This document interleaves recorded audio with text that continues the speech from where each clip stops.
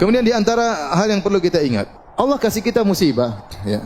Allah kasih kita ujian. Di antara hikmahnya agar Allah ingin melihat seorang hamba beribadah dengan berbagai macam model ibadah.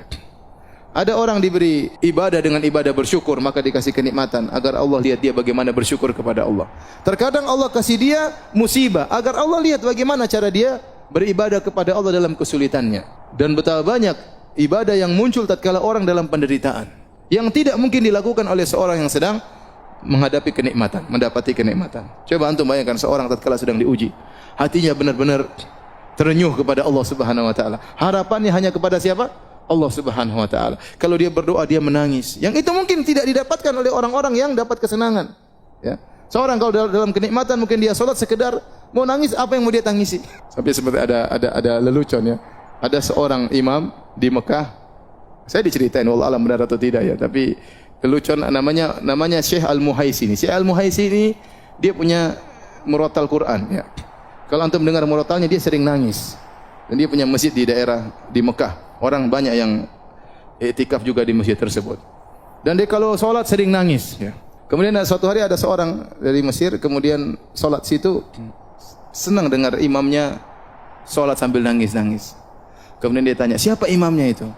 Maka orang berkata namanya Al-Muhaisini. Sementara di samping-samping ada hotel-hotel namanya Al-Muhaisini, Al-Muhaisini. Itu yang punya hotel-hotel ini? Iya. Sudah punya hotel masih nangis katanya. Bisa jadi memang seorang dalam ketentramannya, dalam kebahagiaannya dia menangis, tapi itu jarang. Ibadah yang keluar dari hati seorang tatkala sedang diuji dengan musibah itu luar biasa, ya. Luar biasa. Makanya terkadang seorang lilit utang, dia berdoa kepada Allah Subhanahu wa taala. Dan utangnya tidak dilunas-lunaskan oleh Allah Subhanahu wa taala.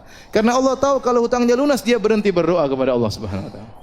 Kalau utangnya lunas dia tidak lagi salat malam kepada Allah Subhanahu wa taala. Bahkan terkadang Allah menambah hutangnya sehingga dia benar-benar terjepit, sehingga dia tahu apa arti tawakal. Dia tahu apa arti apa? Tawakal. Betapa banyak orang diajari oleh Allah dengan tawakal setelah dijebak dengan ujian yang sangat berat, tidak ada yang bisa menolong dia seorang pun. Tidak ada yang bisa menolong dia kecuali siapa?